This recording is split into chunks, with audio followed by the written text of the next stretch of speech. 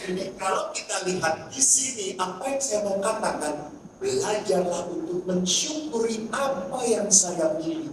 Apa yang saya miliki. Jangan mengeluh, promo saya sudah tua. Jelas. Perut saya cekot-cekot. Kepalaku sakit. Orang tua namanya juga gak jelas penunjukannya. Ya sudah, terimalah. Bersyukur masih hidup. Tapi saya sudah mau ngapain lagi? Berdoa.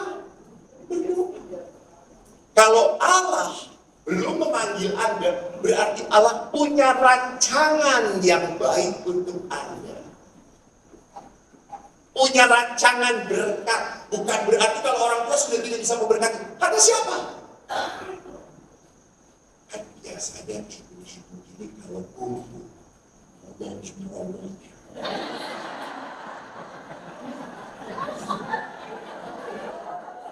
saya pernah di gereja, saya lihat ibu merangkai bunga jam 9 pagi. Romo, apa bu? Merangkai bunga Romo? Oh ya, silakan.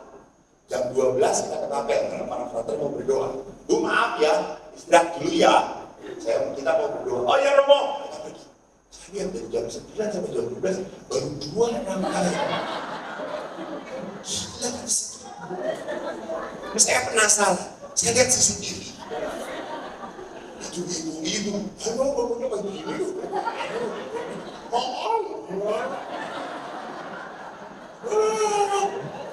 Akhir ngomongnya dari mana-mana.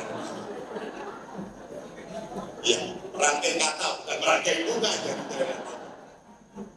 Jadi lihat di sini, kalau Anda sudah sepuh, di saat orang ngomongin romonya, doakan romonya. Itu tugas orang tua itu apa? Sudah tidak perlu pakai tangan. Tangan dipakai untuk interosasi. Itu tugas kita, menjadi pendoa. Karena apa? Banyak orang, banyak anak-anak, banyak orang-orang yang butuh didoakan oleh kita.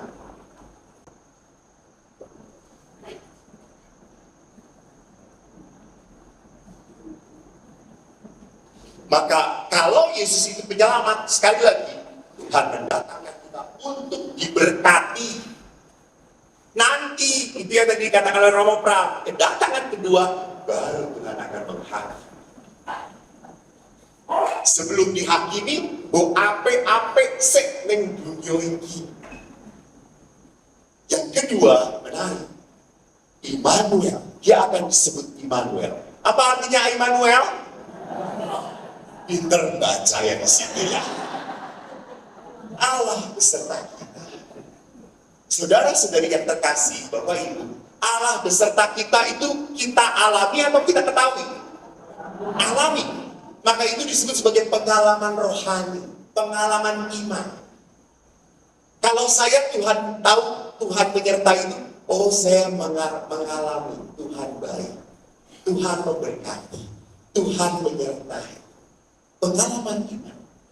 Maka Immanuel itu adalah sebuah pengalaman yang harus saya alami. Saya pernah naik pesawat. Saya naik pesawat, kalau saya tidak terlalu capek, biasa saya ambil rosarium. Saya doa. Di sebelah kanan, di tengah-tengah, anak muda sedang main game. Di sebelah kanan saya, pada pojok, sedang nonton beberapa Korea. Saya lihat sudah diam. Tiba-tiba waktu mau sampai Makassar, turbulensi. Pada saat turbulensi, anak muda itu langsung pada Yesus. Lalu ibu langsung pada Yesus. Saya dalam rasa. Lalu ingat Yesus. Biarin. Tahu-tahu turbulensinya kenceng banget. Wah, orang ampun. Langsung Yesus, jangan terlalu serius. Saya juga takut kalau kayak gini.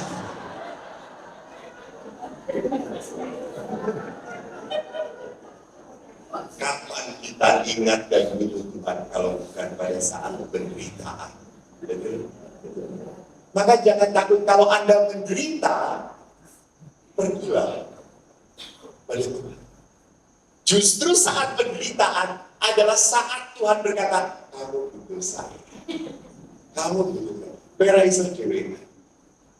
Kamu butuh saya. Justru saat penderitaan disebut sebagai saat rahmat. Betul. Karena disitulah Tuhan mau menunjukkan pertolongannya. Siapa yang di sini sakit? Jangan lupa, Anda adalah calon mendapatkan mujizat Tuhan. Siapa yang punya masalah? Kon angkat jari kok makok. Sudah Pak. Dan saya suruh angkat jari semuanya.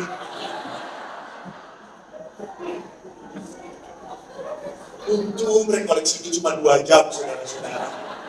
Kalau 1 hari darah saya tinggi banget saya. Betul.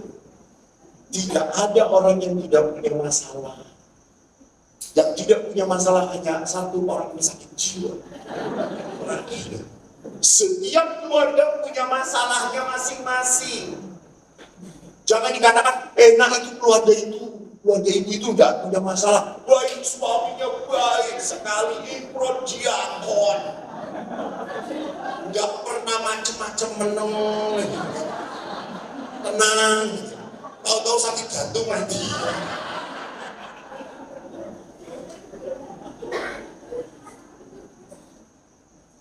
Lihat, kita selalu membanding-bandingkan.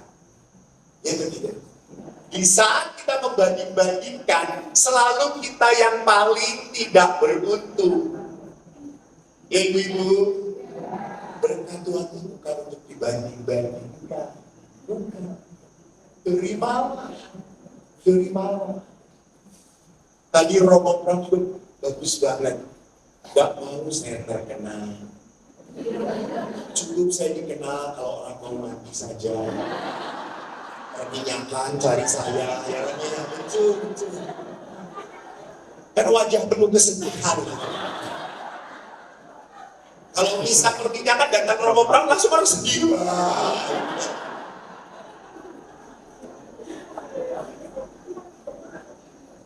Saya tidak pernah mau menjadi seorang YouTuber, saya tidak pernah punya YouTube. Tiba-tiba orang mengupload, saya langsung disuruh renungan kemana-mana.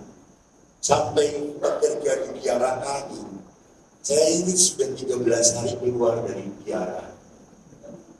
Muter. Sebelumnya saya muter di Jawa Timur. Sampai pegawai ini, Romo itu gak capek. Dia sampai. Terus ngapain? Ya sudahlah kalau Tuhan kasih pakai saya. Ya sudah, saya lakukan. Nanti ada satu saat saya memberi kabar.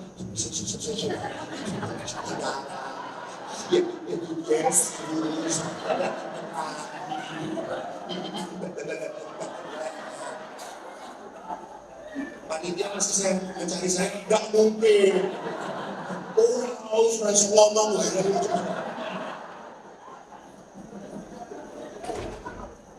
Apa yang saya mau katakan semua adalah waktu. Jadi kalau Tuhan masih menggunakan saya, ya sudah Tuhan, oke, saya lakukan. Nanti Eko juga nggak laku lagi. Tuh, ada saatnya. Oke.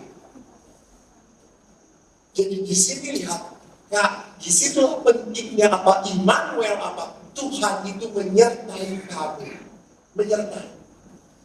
Saya sangat percaya sekali Tuhan menyertai saya. Saya ini lahir dari 4 bersaudara, anak pertama. Mulanya Eko itu Jawa anak pertama. 2 Tri, 3 Tri, 4 Catur, 5 Pancat, 6 Kerajinan itu namanya.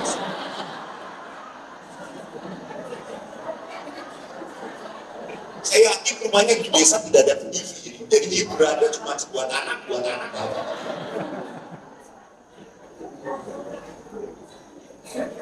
Dari 4 bersaudara, 3 adik saya pinter semuanya. Saya paling bodoh. Adik saya itu ranking selalu antara 1 sampai 5. 1, 2, 3, 5, 1, 2, 3, naik terus tadi. Tapi saya hebat. Saya tidak pernah berubah. Ranking 35. Jumlah murid 37. Saya konsisten. Sampai bapak kamu bodoh. Anak bapak siji sing bodoh ki ngomong sapa kok? Saya pernah romo ranking 15 di seminari. Jumlah murid 17. Kawan romo ini ngecek saya. Sama romo dilarang ngecek aja. Iya. Eksasi dia di saya. Pintu nasi. Dan ayah kaget waktu saya mengatakan saya menjadi romo. Tidak mungkin, kan? Romo itu distinter, sekolahnya ancol. Yang Roma loh, kan? Sekolahnya sini loh. Esoro. Mana iso? Terus jadi pastor baik-baik. Dia bisa pastor prodiakon. Asisten imam di sini ya. Prodiakon. Ya, aku menjadi romo. Kan bodoh. Saya jengkel lama-lama. Biarin udah, nanti kalau jadi romo khusus untuk orang-orang bodoh. Dan Tuhan mendengarkan doa saya. Akhirnya ngomong-ngomong Bu, ini saya ikut deh. Yang bodoh itu suster cari-cari saya. Tapi apa yang terjadi? Anda tahu satu angkatan dengan saya, Monsinyur Antonius Subianto dengan Ketua KWI. Saya sekelas sejak SD, cuma beda nasi. Beliau pinter, sampai saya itu gumun. Beliau itu kalau belajar, cuma lihat buku. Rampok, kita nih. Saya ambil bukunya, saya baca. Coba, ini dia jawab percis titik komanya. Dan mesti fotokopi. Pintar. Saya pernah mencoba belajar sama beliau. Sini. Waktu itu kan belum ke situ, tahun sini. Saya buka. Tanya. Dia tanya, memang ada di situ.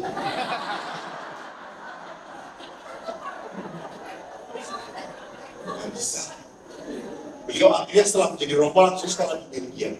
Saya ditawarin sekolah lagi kok. Nggak ada, sudah aku wis capek sekolah ini.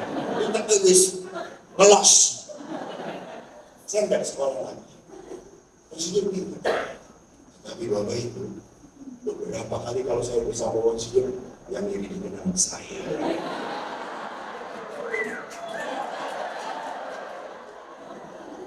Kemarin oma 88 tahun Kristen. Ini romo Eko ya? Yang sering di YouTube itu? Iya Oma. Boleh Pak dong? Boleh. Ini Oma kena? Nggak enak. Ini siapa Bapak? Siapa? Ini Monsinyur. Jadi saya sangat sadar. Saya tidak mampu. Tetapi saya mau. Maka Tuhan memampu. Maka kalau melayani di gereja, udah jangan banyak cincong. Nggak bisa. Mau enggak. Saya nggak punya waktu nanti, ibu punya waktu setelah terbujur aku. Dan paling sulit itu mencari ketua lingkungan, toh.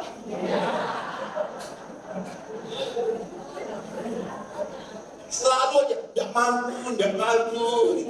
Ini bukan nggak mampu, ini nggak mau repot. Bapak Ibu, jangan meributkan. Saya nggak bisa tidur, Romo. Saya nggak bisa tidur, sudah tua. Bu, tenang aja, nanti juga tidur saya malam.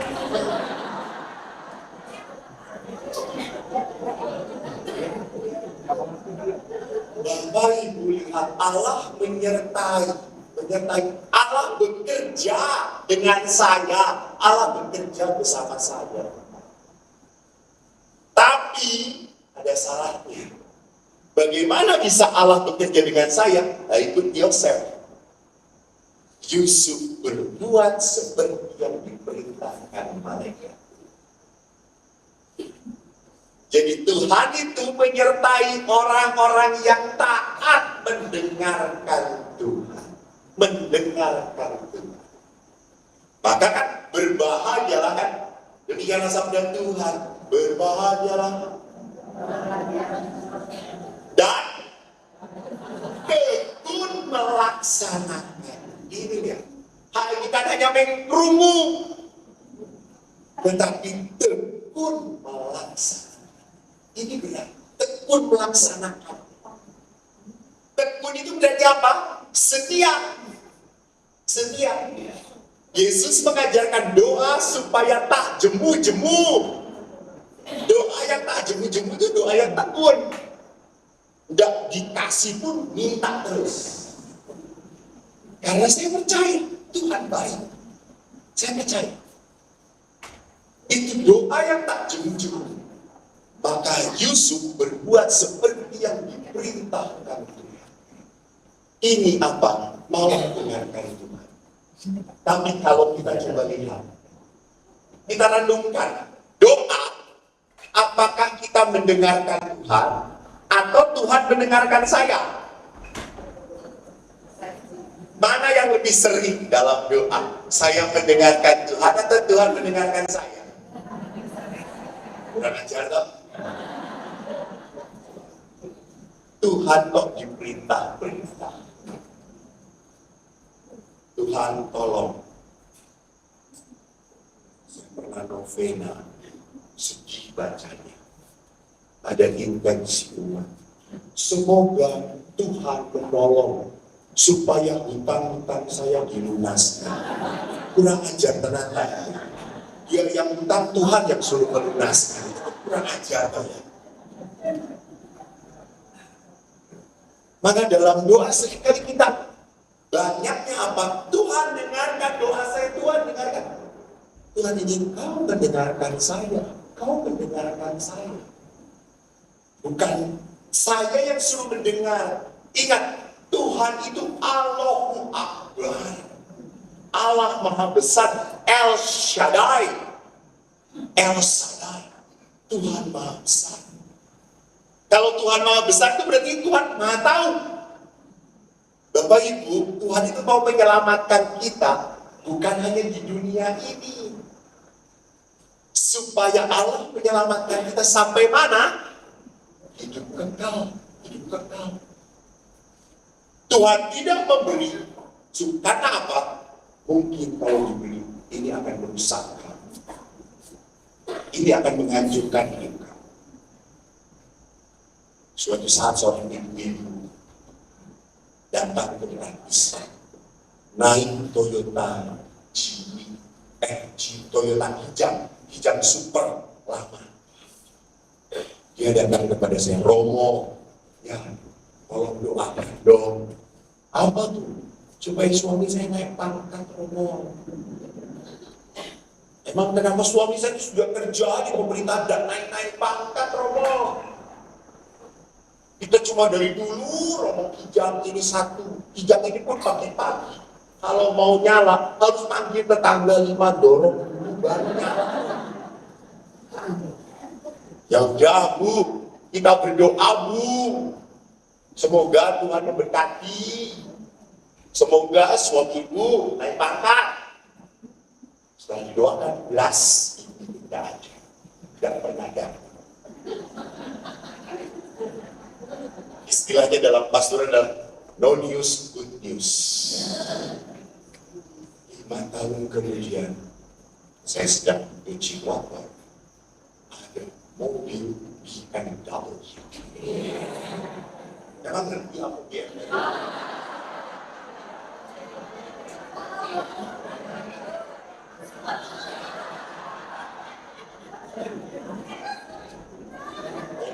Kalau ketawa jangan kenceng-kenceng gigi palsunya ketawa. Masuk besar Ronald ini ikan datang itu keluar rambutnya disesat semua tempel alisnya pajak matanya berkedip alisnya menyenebus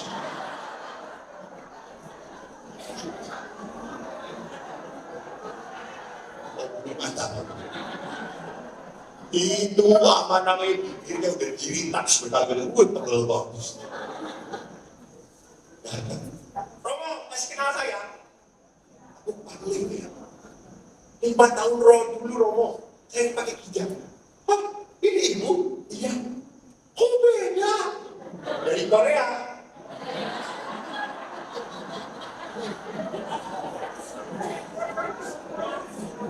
Beda semua ditarik.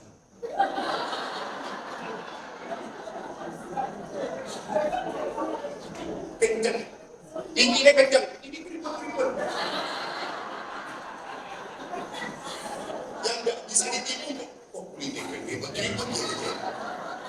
Ini baby face, ini baby face.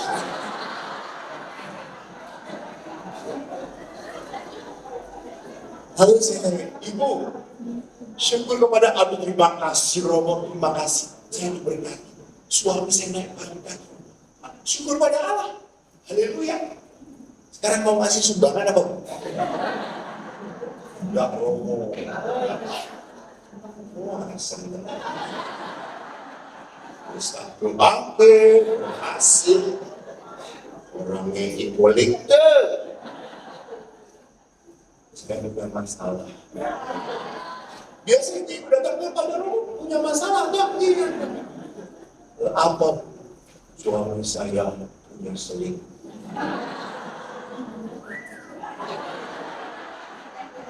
Itu bonus kalau naik pangkat.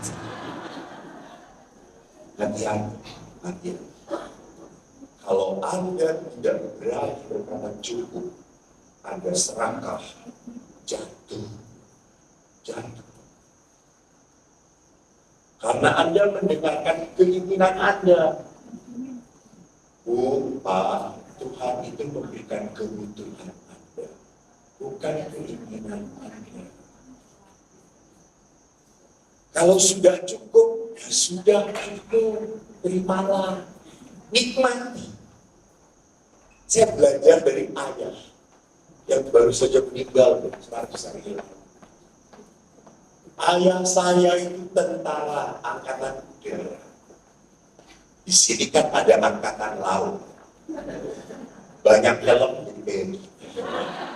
Untung gak jadi ikan asin ya banyak. Kalau di angkatan itu kalau udah tinggal di komplek pasti panas-panasan ya Pak ya. Kalau yang satu beli motor, yang lain beli motor. Yang satu beli kulkas, yang lain beli kulkas. Yang satu istri baru, yang lain juga istri baru. Artinya baru maaf gitu ya. Saya ngomong Pak, tetangga belum punya motor, kita cuma punya pin on L. Gue tumbas Pak tumbas motor Pak sing kan dirambut Pak nah, tak gue pengen gigi, tak kunceng tapi kisilir, silir. Disis. Enak nih. Dan betul kalau saya sudah dibonceng oleh ayah di belakang, ayah memboncengin dua. Adik saya di depan, bapak, terus saya. Karena di belakang, disis. Saya suka terjujur. Tadi saya kena jengkel. Langsung jengkel. Sampai 4 kali saya itu. Klaten promosi masih ingat. Lalu ayah itu bingung. Oh itu pernah lupa video. Oh Pak terus tak lain baik. Sekali saya aman. Suatu saat bapak nabrak becak. Ayah loncat sih. Lalu yang berkata loncat, mau kita lagi.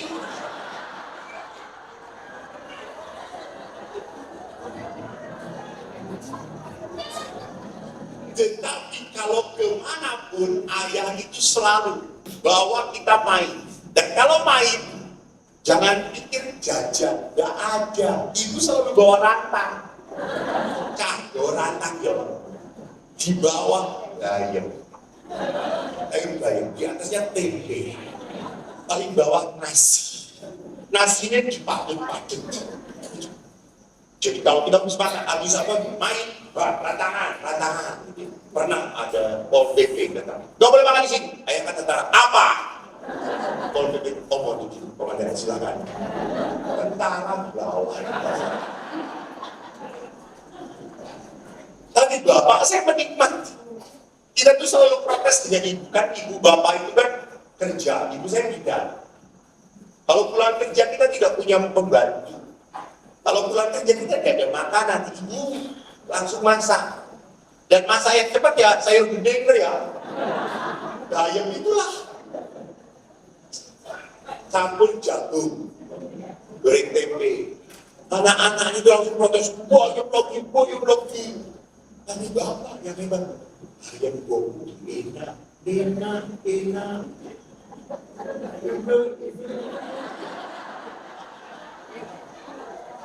Dari dulu bayam sekarang saya campuran saudara-saudara. Bayam tempe. Untung gak repot. Tetapi apa itu ayah? Ayah selalu menghargai apa yang diberi. Ayah tidak pernah komplain tentang masakan itu, yang pernah. Bahkan kalau buat kopi bomu jos paling enak. Eko pernah buatkan kopi untuk bapak. Kan Eko ingin dipuji. Kan anak itu paling bangga kalau dipuji. Apalagi oleh ayahnya. Karena ayah jarang puji. Kan bapak-bapak itu kalau apa? Main mana? Peta. Lah.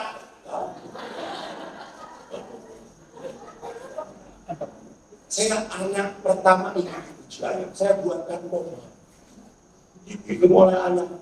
Langsung ayah ngomong, oyo kebo. Memang tentara pernah minum oyo kebo ya Pak ya?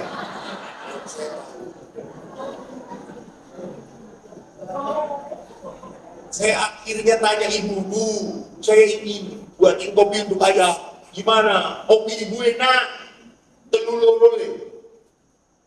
Loro kopi nih, telur. Buatkan kopinya 2 sendok, gulanya 3 sendok. 4 ini enak. Sendokmu enak, ini enak. Datang lagi, Bu, apa mau enak Bu? Padahal udah 2 3. Jadi betul sih.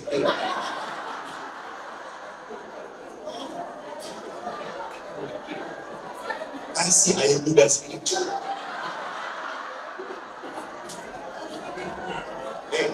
Ini bapak-bapak senior kita. Kan muda itu buat apet toh. Buat lain kan. Ingat waktu kecil juga makan itu kan baru anaknya toh. Iya. Kalau zaman dulu saya kejejuk, ibu langsung cuk. Nari. Saya jatuh berdarah itu cuk. Mari saya soal. Betul atau tidak? Anda mengalami hal yang sama? Aku udah tua itu ya. Sekarang ibu sudah meninggal, saya diapotin cari ludah ibu tidak ada.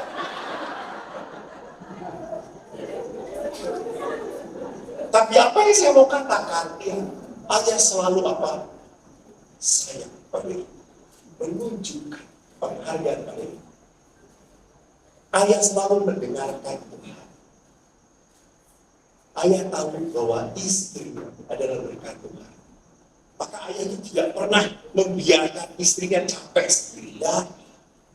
Kalau pulang kerja, jangan harap ayah itu langsung. Memang ibu sudah selalu. Kalau siang itu nasi kental untuk ayah. Teh panas lebih kental dibuatkan. Ayah itu paling minum, kan? Yuk, dia pakai saya, kok nyapu, aku saya ngepel. Kok cuci, aku saya ngebiresin. Kita berdua. Ayah tidak mau ibu sakit, capek sendiri. Pernah ibu masak, adik saya nomor 3 nangis terus. Bapak langsung ngomong, kok gendong saya cari. Tak terus lima saya. Baik. Maka suatu saat kan saya kalau kita anak-anak itu kalau pergi sekolah tidak pernah dikasih uang jajan. Kita selalu dikasih bekal. Nasi goreng. Ibu sakit saudara-saudara demam berdarah. Masuk rumah sakit. Ayah buatkan nasi goreng. 4 hari atau 3 hari kemudian kita semua anak-anak datang kepada ibu. Bu, cepat sembuh lah bu. Kenapa nih?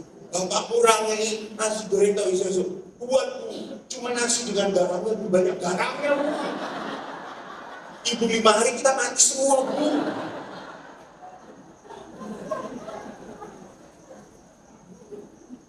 Jadi saya melihat ayah begitu apa mendengarkan itu. Apa yang dipersatukan Allah. Dia betul-betul setia mencintai istrinya. Ayah itu kan tentara. Saya pernah lihat di album. Kalau dipotret, ayah dengan ibu, ayah itu.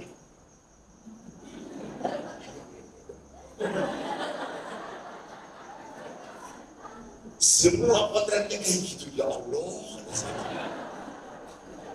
Dan ayah ibu kan Jawa, ayah saya itu dari Clayton. Ibu saya dari Long Island. Bukan Jogja, sorry ya. Amerika. Dari Praken.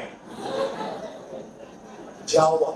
Kalau orang Jawa, Pak, kalau orang Jawa mengungkapkan saya dulu di depan anak-anak, apakah akan terjadi? Tidak toh? Gak boleh tahu. Gak pernah saya lihat ayah ibu tuh peluk-pelukan, sayang-sayangan gak pernah. Tetapi anaknya papa. Kaget saya. Mungkin saya adalah firman Tuhan juga yang menjadi manusia gitu. Itu ayah. Gak pernah ibu dipeluk di depan kita, gak pernah. Sampai akhirnya setelah ibu sakit, baru ayah itu peluk ibu. Kalau dipotret, peluk ibu. Itu muncul istilah saya. Dan bapak lebih baik sekarang daripada nanti dulu. Dulu sekarang. Betul. Dan waktu karena ibu setelah pensiun sakit. Setelah sakit, apa yang terjadi? Siapa yang melayani? Ayah ibu total belum bisa bergerak. Tidur pun dibantu. Jalan pun harus dilatih. Ibu dan ibu jantung dan seterusnya komplikasi. Lalu yang melayani ayah. Kadang ibu diangkat, bangun pagi, mandikan oleh ayah, berjemur, dengan buat makanan untuk ibu, disuapin oleh ayah. Kami kan anak-anaknya kan ngelongsor juga. Karena sama-sama sepuh. Saya mengatakan, Pak, kita cari suster ya, yang bantu Bapak. Maka jangan Bapak, udah, mungkin apa? Ibu baik, Bapak muda, ibu melayani aku. Kalau sekarang ibumu sakit, jangan aku melayani ibu. Wah, ini perkawinan yang hebat. Aku belajar dari Bapak. Intan kepada saya. Dan suatu hari ayah saya kena HIV. Kejepitan. Saya bawa ke rumah sakit, ke dokter. Lalu dokter berkata, Bapak kena HIV. Bapak tidak boleh ngangkat-ngangkat lagi yang benar. Bapak tahu, ayah saya menangis. Saya marah. Tentara nangis. Ono ini kok nangis. Sakit apa? Tahan. Dulu waktu ini saya juga takut. Kalau saya bahas itu saya tahan. Tahan. Dan saya ngomong apa? Kok? Aku nangis tidak akan sakit. Terus? Dokter kan ngomong apa? Aku gak boleh Ibu sopo sing aku. Nah, ini aku akan cara suci. Wah, ayah bukan menangis seperti ini. Ayah menangis karena dia tidak bisa melayani. Hebat. Itu ayahku. Dia tahu perkawinan itu berkah. Saya harus menjaga ibu.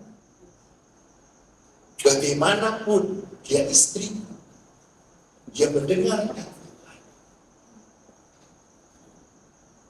Dia tidak mendengarkan kesakitannya, dia tidak mendengarkan penderitaannya. Ya. Bagaimana saya bisa menyenangkan istri saya, membahagiakan. Dan ibu pun akhirnya apa? Merasa spesial. Saya pernah waktu itu di rumah sakit, di ICU, saya menghibur ibu. Saya pegang, saya jaga ibu. Karena adik-adik saya kan punya suami dan istri. Adik saya nomor 2 laki, nomor 3, 4 perempuan. Saya kan gak punya istri, jadi gak ada yang ngatur. Saya kapanpun bisa ke rumah sakit. Kalau saya ke rumah sakit, saya tuh ngomong ke ibu, bu.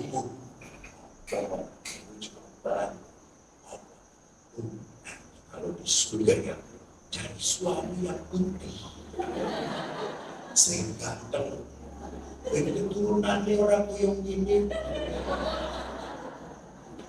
wes ireng, elik. Ibu jalan, berang.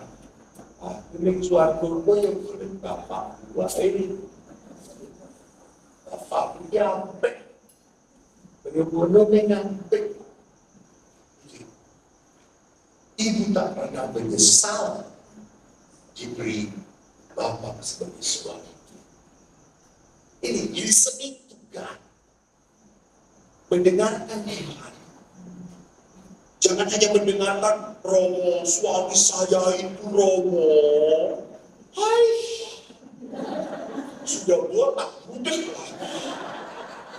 Sekarang itu keras kepala. Banyak istrinya setelah tua mengeluh tentang suaminya. Betul atau tidak? Hati-hati. Betul ya Pak ya? Istri ada di sini Pak? Istri Bapak kan?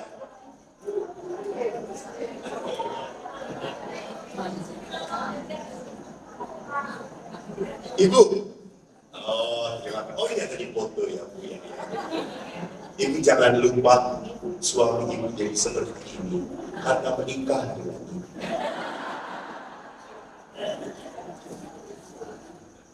Jadi kalau suami jadi seperti Ada rehat apakah ngomong oh siapa? Satu menit lagi. Terima kasih Pak.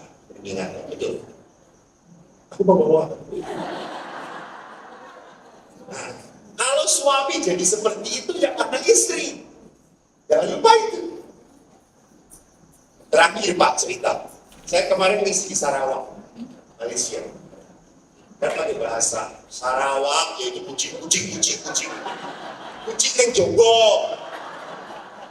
Kamu yang mangkat ibu saya ribut terus. Mak Indo lah.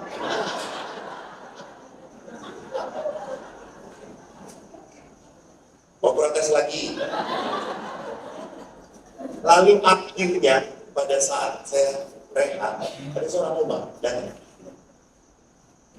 Pastor, saya doakan suami saya. Boleh menang.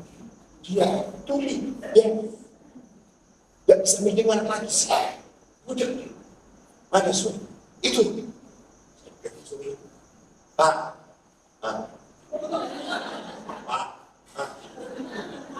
saya pastor. Bapak, saya harus masuk. Bapak yang bukan presiden. Enggak. Sore ya. Saya tulis berkata, saya jadi barusi. Tapi kan ibunya dari jarum jauh ya, saya terus begini lah ya. Namanya ibu-ibu tuh pegang terus. dengan mata yang penuh berharap.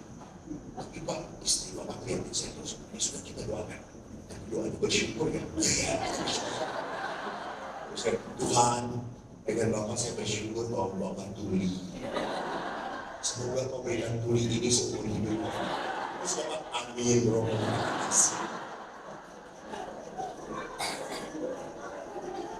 Kenapa suami kok begitu cepat tuli kalau mendengar istrinya? Kalau dengan istri orang lain nggak tuli. Iya.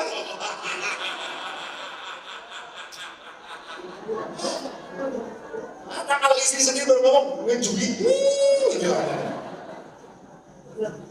Jadi mari kita lihat di sini bahwa perjalanan perkawinan jadi waktu kita pacaran, waktu awal, saya ngomong nanti panitia sesi kedua pakai helm ya Bu ya. Waktu kita awal-awal nikah, pacaran, kita bisa gampang melihat kebaikan pasangan itu. Betul kan? Dia baik banget, dia acuanku. Tapi setelah bertahun-tahun menikah, kita lebih banyak melihat kelemahan pasangan kita.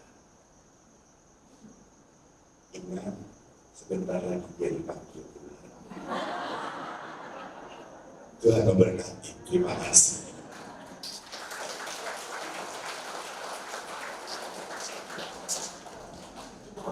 Bapak Ibu, kita ada mungkin 5 menit saja supaya tidak lumayan. Bapak Ibu, kalau Yesus berkata apa yang dipersatukan Allah, berarti apa? Perkawinan hanya kuat kalau kita bersama Tuhan. Saya sedih kalau Bapak Ibu ini sudah terjamin perkawinannya, sudah kuat, tapi masalahnya anak-anak Anda, apalagi anak-anak sekarang itu mudah putus asa, mudah menyerah. Maka kalau anak Anda sharing, saya sudah tidak bahagia, saya dibuat kesel terus. Pak, jangan sampai Anda menasehati, wes, yang ratahan, cerai, gak boleh, gak boleh. Mertua tidak boleh jadi setan. Tidak boleh menasehati anak Anda. Katakan, nak, bertahan. Bomu iki wis rata, bapakmu iki wis rataan be aku. Ben bapak itu bertahan, bertahan, bertahan. Dan supaya kita bertahan apa? Hanya bersama Tuhan, bersama.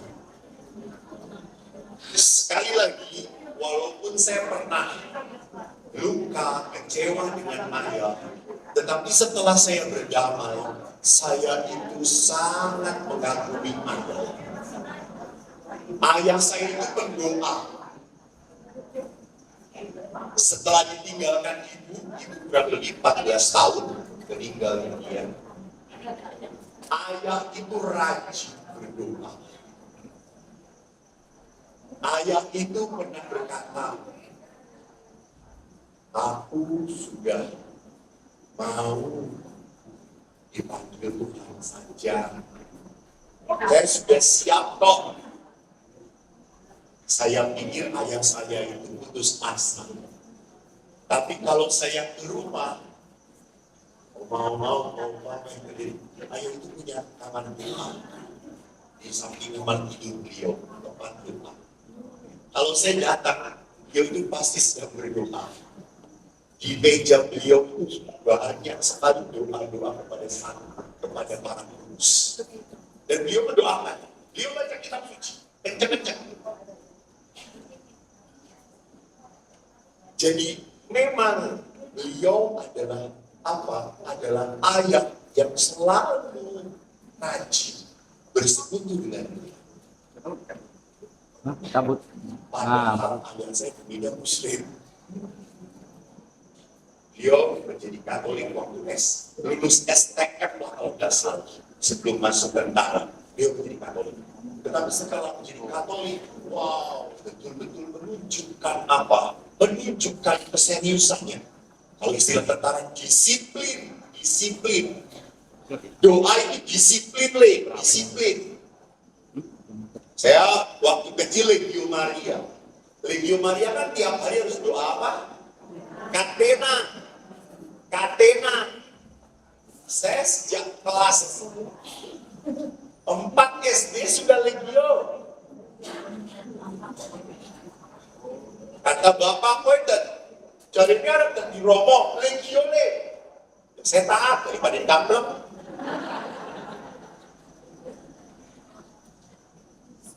Dan setiap saat ayah saya mengatakan, Katena. Sampai saya dengan adik saya tidurnya atas bawah. Saya di ranjang bawah, adik di ranjang atas. Bapak itu naruh teseranya di atas. Sehingga saya kata, alah, Katena. Disiplin. Bahkan setiap hari jam 8:30 kita rosario. Ayo tuh, 8:30 rosario. Itu 4 anak tidak ada yang semangat sedikit. Rosario. Sampai bibirnya itu bisa dikondein. Namanya anak-anak. Protes suruh berdoa. Jadi kalau kita sudah salah Maria, saya kencang-kencangan dengan adik saya. Kencang bukan kencang keras, tapi cepat. Kalau Santa Maria beberapa tuh sudah aku tuh dilakukan Santa Maria Bunda doakan kami yang berusaha ini cepat. Tapi kalau sudah kebagian Bapak, kita jengkel. Karena ayo salam bermurah. Kalian bisa. Cepet. Kita lebih sabar. Kita nggak suka doa tapi ayo berdoa. Dan kalau bisa anak-anak Bapak itu digeret langsung duduk mengarah. Tidak pernah di belakang mengarah. Saya itu dari 4 anak paling bandel. Udah bodoh bandel.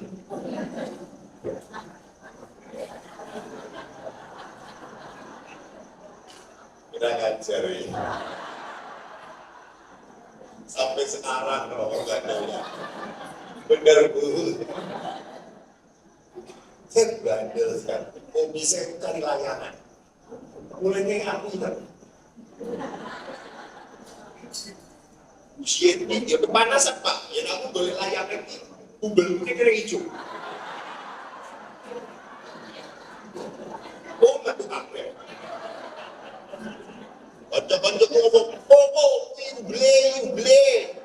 Tak lebok ini. Terus kaya cendol itu lah. Ya wis akeh tak sedih gini. Buat ini lucu.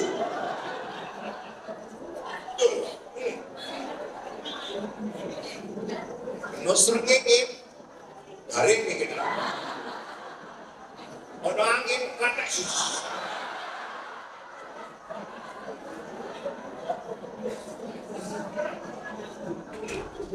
maka saya dengan perempuan pada tidak suka pada saya itu.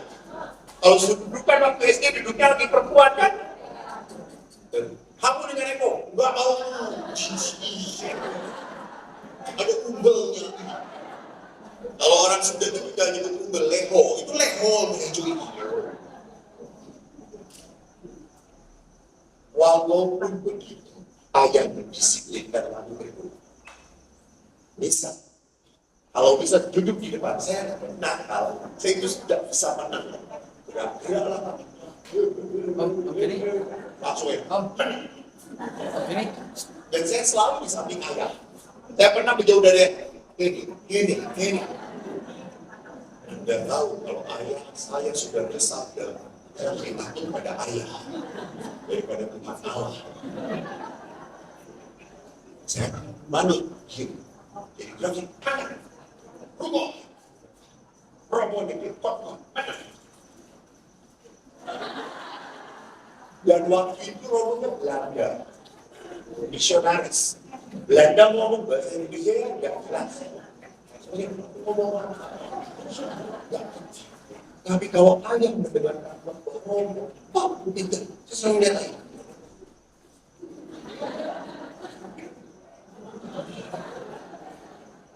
Pulang gereja saya kenalkan, ayah itu kalau dengan Pak Romo ngantuk-ngantuk,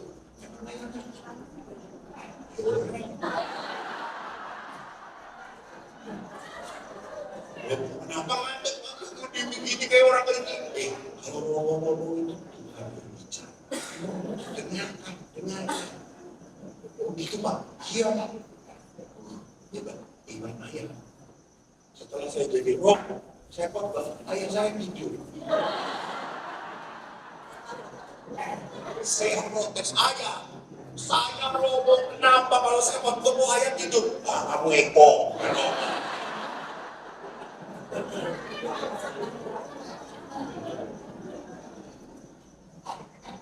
Namun Bapak Ibu yang begitu indah adalah apa? Saat ayah terakhir. Saya terakhir ayah. Saya sudah disubah. Saya sudah disubah memberikan seminar dan pembangunan rohani bersama komunitas Bali. Kita juga datang ke panti asuhan bawa sumbangan. Hari Sabtu, Jumat sore, adik saya WA, Mas, ayah masuk ICU, masuk hari. Wah, saya harus cepat pulang. Rencana saya pulang Senin.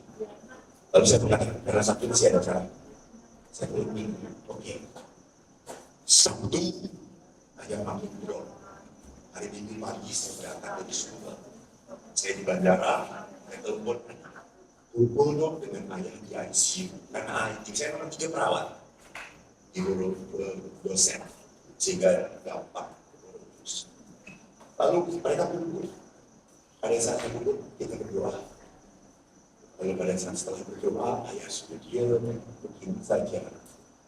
Lalu saya berkata, ayah, tunggu Eko. Tunggu Eko. Eko mau pulang, ini perjalanan pulang. Tunggu Eko. Ayah harus minta maaf pada Eko. Bersama. Eko juga minta maaf pada ayah. Tunggu ya Pak. Bapak udah ngomong apa? Saya berkata, udah. Saya punya pesawat. Dari Subang saya terbang ke Jakarta.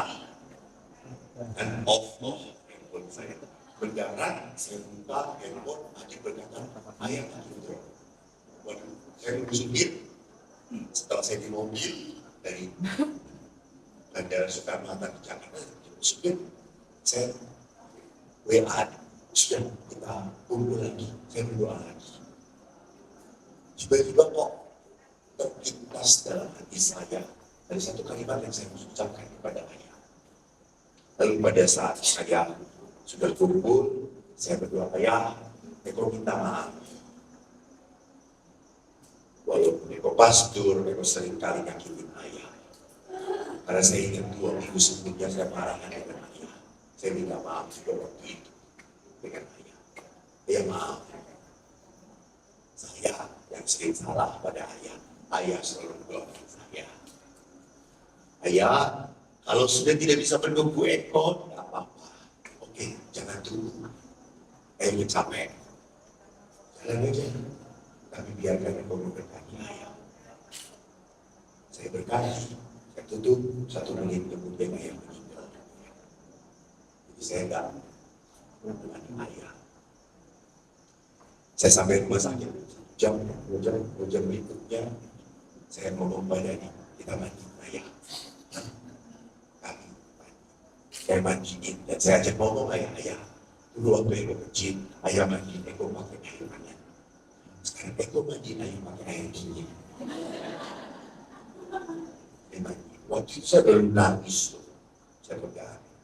Saya menangis. Saat saya peluk ayah tidak peluk saya lagi. batas. Batas. Tuhan memberi, Tuhan mengambil. Ini kehidupan. Tidak ada yang selama-lamanya. Maka bagaimanapun juga belajarlah mengungkapkan cinta selama dia masih ada. Daripada menyesal nantinya. Daripada menyesal nanti. Lalu Anda mungkin ngomong, tapi saya masih punya marah, saya masih punya kejengkelan, saya masih punya kekesalan. Bagaimana ini Romo?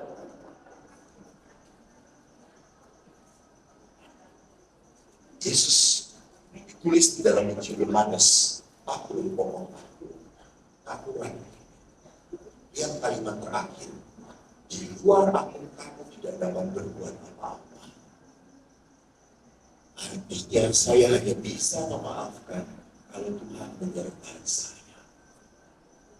Maka lihatlah bahwa Paulus mengatakan hal yang bagus. Tidak ada keluarga sempurna.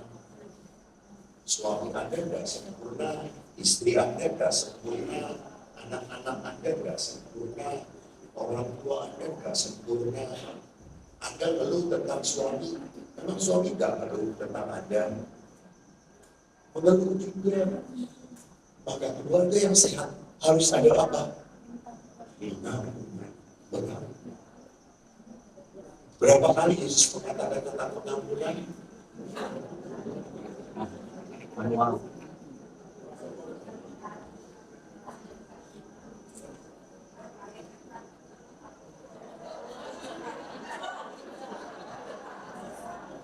Ya terserah ayat 1 dengan nahan. Ini semua buat Injil sendiri ya di sini. Versi masing-masing. 70 kali 7 kali. Sebetulnya Petrus berkata waktu tanya pada Yesus, apakah kita mengampuni sampai 3 kali? Dia kan awalnya 3 kali. Kenapa 3 kali? Karena dalam tradisi Yahudi, kalau sudah 3 kali tak perlu diampuni lagi.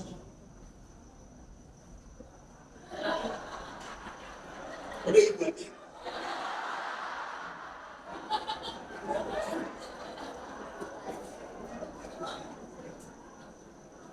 Sekretaris.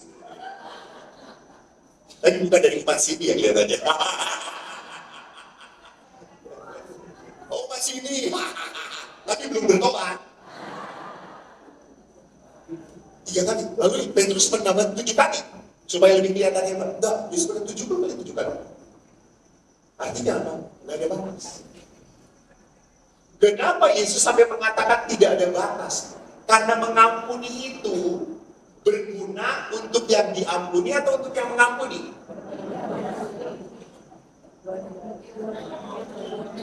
Nah ini ngawur lagi. Untuk dua-duanya. Sekarang yang diampuni kalau nggak bertobat gimana? Kata siapa? Yang keras kepala tuh kayak gini.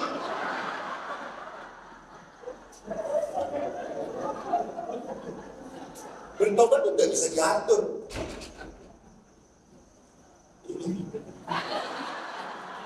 Ini bukan baru di sini masih. Ya, mengampuni itu berguna untuk yang dilukai. Supaya apa? Kita suka cita. Kalau Anda menyimpan kemarahan, kecemasan, tidak akan bisa bersuka cita. Setiap seminar yang ibu ini lagi kesel lagi. Kok ono terus? Karena apa menyimpan dendam? Ibu ini kan promo, saya pernah datang di sini. Oh, pernah. Beliau mulai, ini dengan uskup, hebat. Sudah potret dengan uskup, dengan romo, dengan paus, belum dengan Tuhan. Mungkin nanti jadi surga, Tuhan potret dulu. Kalau orang marah, akhirnya apa? Ingat, marah disimpan lama-lama dendam. Maka kita belajar lepaskan, ikhlaskan. Walaupun dia tidak tobat, tidak berubah, itu bukan tanggung jawab Anda. Ya wes ben. Yang penting saya tidak mau diracuni hati saya. Saya tidak mau diracuni. Saya udah ngomong, minta maaf. Selesai, kamu gak maafkan, ya sudah juga. Kamu menyakiti saya maafkan, selesai. Kamu menyakiti hati saya lagi, oke, saya ambil jarak. Kan kalau orang sudah disakiti, lama-lama tidak percaya, ya atau tidak? Bukan berarti kalau sudah mengampuni, saya total mencintai kamu apa adanya. Bukan tidak, belajar pelan-pelan. Siapa yang ngasih seminarnya?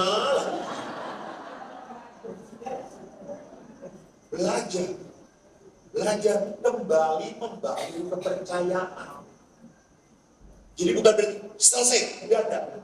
Sudah, saya mengampuni kamu, tapi jangan harap kamu ngobrol lagi dengan saya. Itu belum mengampuni namanya. Tidak, jadi sama. Jadi selesai aja, nggak ada lagi jawab, bagus loh. Bapak Ibu, marilah kita berdiri.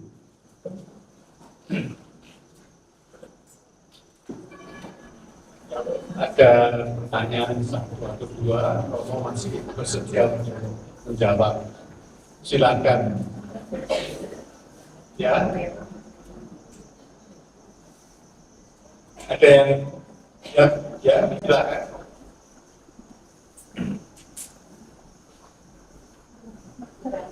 Selamat siang, Romo. Saya sebagai ibu, bagaimana kami harus bersikap seandainya anak kita lepas dari mengikuti Yesus, apakah kita terus sebagai orang tua berharap untuk anak itu kembali dengan cara bagaimana? Ataukah karena ini pergumulan terus ya, kan satu sisi bahwa kita itu diselamatkan. Kalau saya nanti diselamatkan Tuhan, bagaimana dengan anak saya? Nah ini pergumulan ini yang terus ada di diri saya. Terima kasih. Baik, terima kasih Ibu Retno. Yesus jalan kebenaran dan hidup. Ya, betul sekali. Tetapi bukan berarti hanya yang Katolik, yang Kristen diselamatkan. Dulu dikatakan ekstra eklesia mulai tahun 2000 itu ada keselamatan. Gereja sekarang berkembang. Dalam agama lain pun ada keselamatan. Jadi memang kita seringnya senangnya seragam. Bopodo, bok sama. Bagi Allah bukan itu. Bagi Allah selama hati batinnya takut kepada Tuhan, itu yang lebih penting. Kalau ibu sudah mendidik anak dengan baik, lalu dia akhirnya punya jalan sendiri, doakanlah Tuhan. Walaupun dia sudah tidak seiman segereja dengan aku, tunjukkan kepada dia apa yang menjadi jalan kebenaran bagi hidup dia. Biarkan dia hidup dalam takut akan Allah. Jadi bukan semata-mata harus sama denganku, bukan. Dan jangan berpikir bahwa di luar Kristianitas ini tidak ada keselamatan ada. Jadi gereja melihat bahwa ada orang-orang yang diselamatkan oleh Kristus dalam ketidakmampuan mereka mengenal Kristus. Kemurahan Tuhan. Maka sungguh saya prihatin loh. Ada bapak ibu yang anaknya tidak agama, langsung marah-marah pada anaknya. Yang tujuh anakku neng, agama kok memecahkan. Agama itu sebenarnya kasih. Bukan kebencian, bukan penolakan, kasih. Oke, saya mengerti kenapa kamu tidak iman. Kan ada yang tidak iman karena kecewa, karena marah,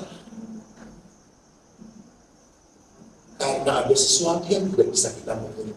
Saya harus menghargai itu. Harus menghargai. Karena itu adalah pengalaman iman. Pengalaman iman. Dan seringkali saya juga menemukan kalau anak sudah dididik secara iman benar yang kita makan, lalu dia pindah, lah kok gurunya itu balik nih. Umumnya kayak gitu. Seringkali yang terjadi seperti itu. Jadi sebagai seorang ibu, doakanlah supaya anak ini tetap takut akan Tuhan dan dekat pada Tuhan. Apapun agama kita. Semoga menjawab. Terima kasih. Semoga itu lampiran Tuhan. Masih ada lagi. Tidak ada, Pak. Terima kasih, Pak. Kalau sudah tidak ada, maka baik ya, silakan Ibu. Terakhir.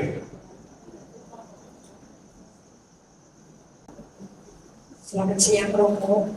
Dan saya mau tanya, Ibu kalau siapa? saya Ibu Wibi, saya mau tanya kalau perkawinan campur itu Katolik sama bukan Katolik itu kita kan tidak menerima sakramen ya.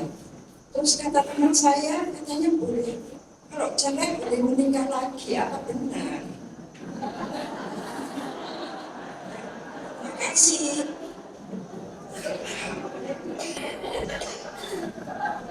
Ibu tanya cerainya apa ya? Jadi perkawinan antara Katolik dengan gereja Kristen itu beda agama, beda gereja. Kalau Buddha itu beda agama. Kalau beda gereja itu tidak izin. Sedangkan kalau beda agama itu dispensasi. Nanti ada pembeda Kristen yang menjelaskan lagi ya silakan. Di dalam Katolik memang nikah, kita karena dikatakan hendaknya orang Katolik menikah dengan Katolik. Tetapi kalau kasus-kasus tertentu, kan cinta itu nggak bisa diatur. Ya. Menikah kok ini apa? Oh ini apa? Saya mau minta menikah beda agama, beda gereja. Selama diaturnya di dalam gereja Katolik, yang Katoliknya tetap boleh menerima sakramen. Tapi kalau saya Katolik, lalu istri saya Kristen, lalu dibereskannya di gereja Kristen, tidak ngomong dengan pastor paroki, tidak dibereskan di gereja Katolik, maka perkawinan ini disebutnya belum diterima oleh gereja Katolik. Maka yang Katoliknya tidak boleh menerima sakramen Ekaristi. Bagaimana supaya bisa? Ya bawa ke pastor paroki, dibereskan. Kalau sudah dibereskan, dia boleh menerima lagi. Jelas ini Bu ya, perceraian. Nah, ini kasus yang betul saya terima. Kan kalau menikah kan ngomongnya ape-ape, ngomongnya lanang. Gitu? Lagi itu kalau udah ngomong pas mau pacaran, ya ape-ape. Dan perempuan itu bodoh, tahu bodoh. Kenapa sampai seperti itu Romo? Karena Yesus yang menulis salib. Itu nama salib ya begitu. Nama salib coy. Jadi keluarga kudus ya. Ramaku itu salib. Yang nyumbang ya tolong ya, ada yang nyumbang biar ada salib di sini ya saudara-saudara.